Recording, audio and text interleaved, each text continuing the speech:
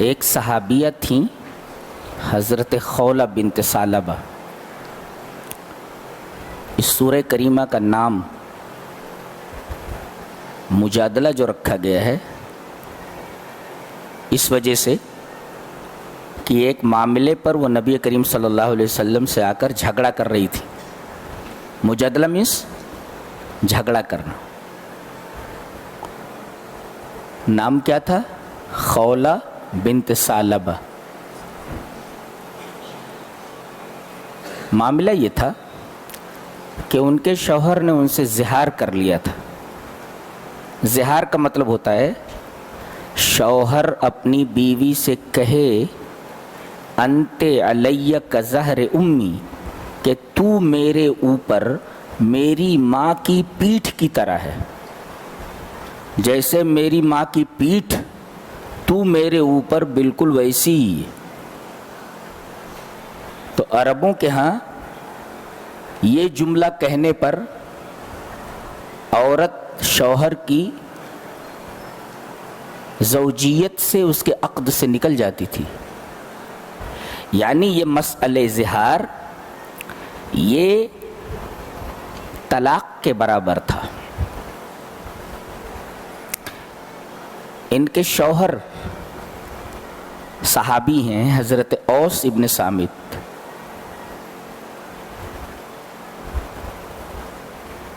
تھوڑے مزاج کے سخت تھے. انہوں نے اپنی بیوی خولہ بنت ثعلبہ سے زہار کر لیا. کہا کہ انت علیہ کظہر امی. اب یہ نبی کریم صلی اللہ علیہ وسلم کے پاس آئیں اور کہنے لگیں کہ اللہ کے رسول دیکھو وہ بھی بوڑھے ہیں، ان کو بھی دیکھنے والا کوئی نہیں ہے، اور میں بوڑھی ہو چکی ہوں، میرے بال بچے ہیں. اگر میں بچوں کو ان کے پاس چھوڑ دوں تو یہ شخص اپنی دیکھ بھال نہیں کر سکتا، میرے بچوں کی دیکھ بھال کیا کرے گا؟ بچے ضائع ہو جائیں گے. اور میں اگر بچوں کو اپنے پاس رکھوں تو کھلاؤں کیا؟ یہ مسئلہ ہے. تو اللہ کے رسول اس مسئلے کا حل بتائیں. اللہ کے رسول نے فرمایا کہ جب اس نے تم سے کہہ دیا ہے کہ تم اس کے اوپر اس کی ماں کی پیٹھ کی طرح ہو تو طلاق واقع ہو گئی. اس لیے کہ اس سلسلے میں ابھی شریعت محمدیہ میں کوئی حکم نازل نہیں ہوا تھا، لہذا آپ نے فرمایا کہ طلاق ہو گئی ہے. نہیں مانتی تھی، پھر آ کر بولتی تھی اے اللہ کے رسول اس نے تو اتنا ہی کہا ہے نا انت علیہ کظہر امی، تو میں اس کے اتنا کہنے سے ماں تھوڑی ہو جاؤں گی اس کی.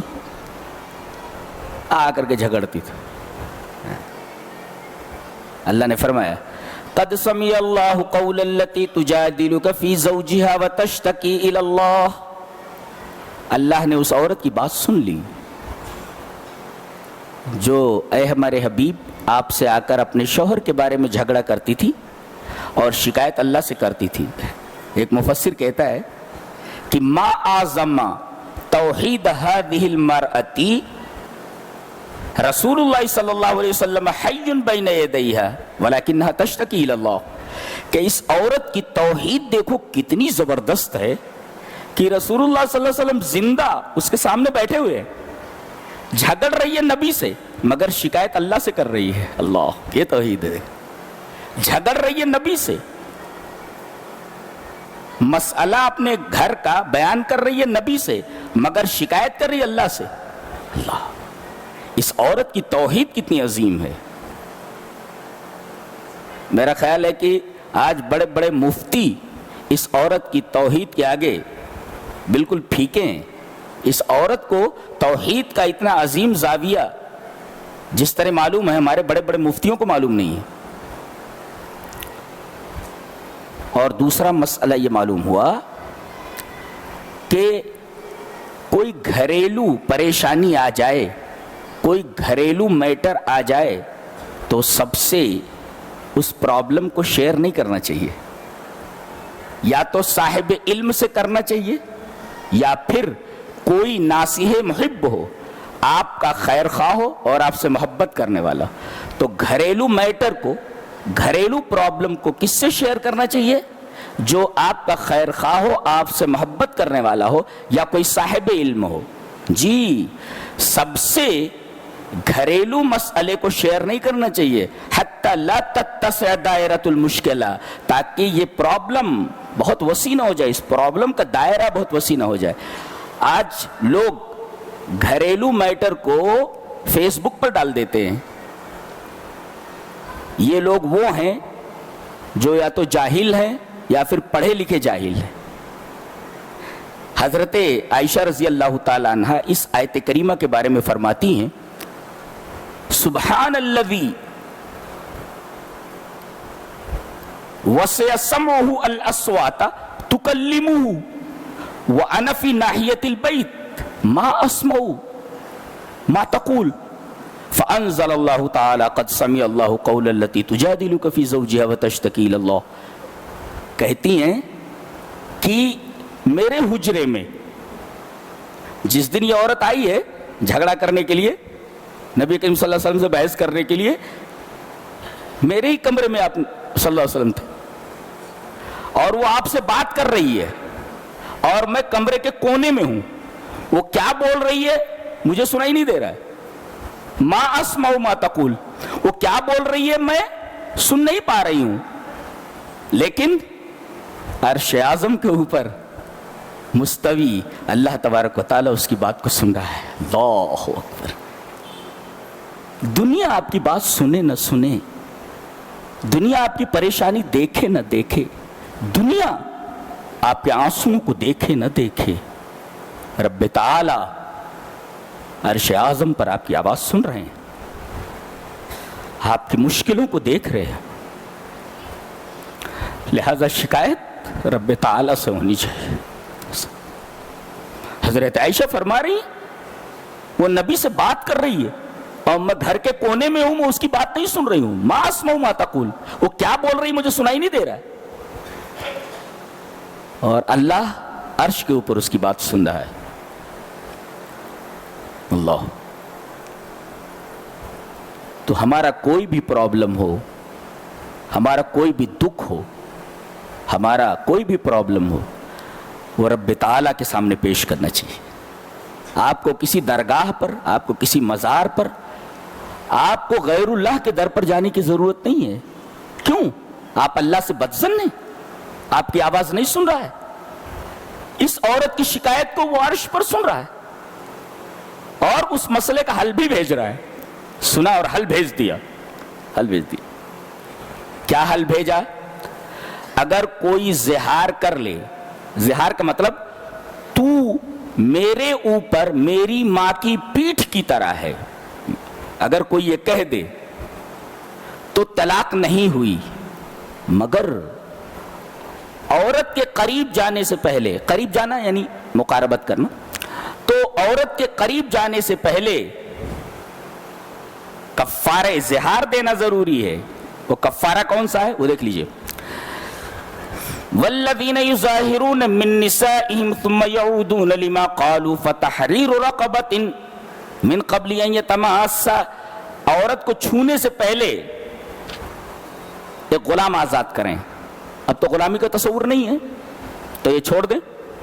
اچھا، فمن لم یجد، اگر ایک غلام آزاد نہ کر سکیں تو دوسرا آپشن ہے شہرین متتابعین فصیام شہرین، 2 مہینے کے پے در پہ روزے. 2 مہینے بولے تو 60 دن.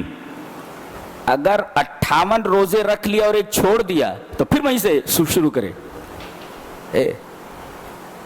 وہیں سے شروع کرے. الا یہ کہ کوئی عذر شرعی ہو. عذر شرعی کا مطلب سفر میں ہے تو چھوڑ سکتا ہے. عذر شرعی ہے کہ بہت زیادہ بیمار ہو تو پھر کنٹینیو رکھے گا. لیکن اگر بغیر عذر شرعی کے روزہ چھوڑ دیتا ہے تو پھر وہیں سے شروع کرے. جی اس لیے کہ متتابعین ہے، کنٹینیوسلی. جی فصیام شہرین متتابعین من قبل ان یتماسا. تو کفارہ زہار کیا ہے؟ ایک غلام آزاد کرنا. میسر نہ ہو تو 2 مہینے کے پے در پہ روزے. اگر یہ بھی میسر نہ ہوتے. تیسرا آپشن فَإِن لَّمْ يَسْتَطِعْ فَإِطْعَامُ 60 مسکینا، 60 مسکینوں کا کھانا کھلانا، پوری بارات کھلانی ہے. اور بعض مسکین کی کھینچ بڑی اچھی ہوتی ہے، کھاتے بہت ہیں.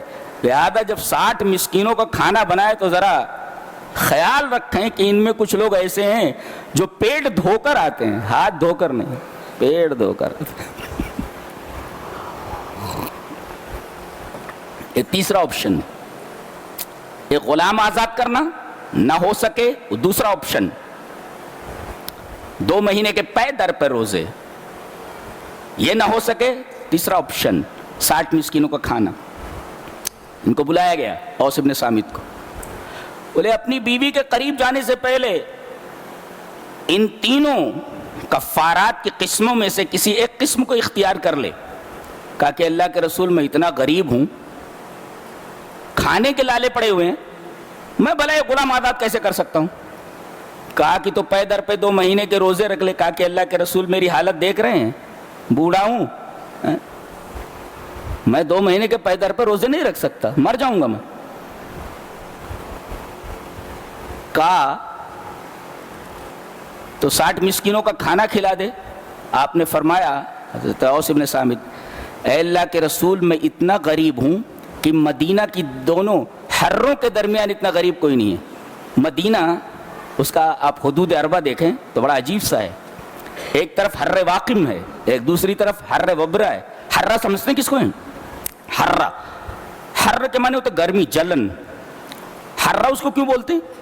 اصل میں حرہ کہتے ہیں کہ کسی زمانے میں کوئی والکینو نکلا تھا، ایرپٹ ہوا تھا، کوئی والکینو ایرپٹ ہوا تھا، کوئی آتش فشاں پھوٹا تھا. اور جب آتش فشاں پھوٹتا ہے، ایرپٹ ہوتا ہے تو دور تک اوپر جاتا ہے، اس کے بعد جب گرتا ہے تو ایسے پھیلتا چلا جاتا ہے. تو انگڑ بالکل ہوتا ہے، یعنی ترتیب نہیں ہوتی، بالکل نشیب و فراز ہوتے اس میں، اب بالکل کالا رہتا ہے وہ.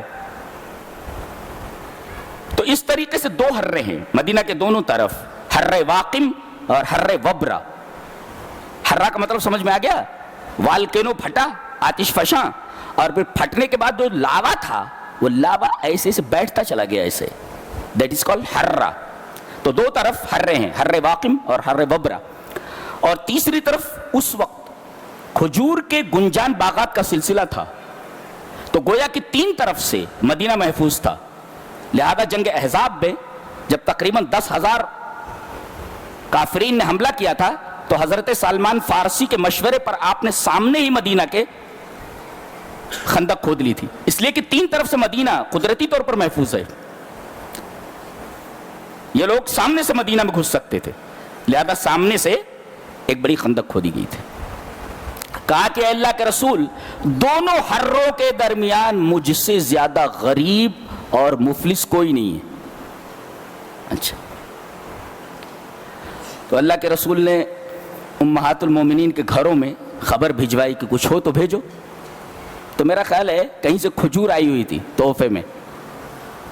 آپ صدقہ نہیں قبول کرتے تھے، سید کے اوپر صدقہ حرام ہے، آپ تحفہ قبول کرتے تھے. جی، تحفے میں کھجور آئی ہوئی تھی، تقریباً 15 سا تھی، 1 سے 2.5 کلو، 15 سا تھی، پورا ٹوکرا بھرا ہوا تھا. اللہ کے رسول صلی اللہ علیہ وسلم نے لا کر کے ان کو دیا اور کہا کہ لے جا کر کے غریبوں میں بانٹ دے. کہا کہ اللہ کے رسول دونوں حروں کے درمیان سب سے زیادہ غریب تو میں ہوں. کہا لے جا تو ہی کھا لے، بولے لے جا تو ہی کھا لے.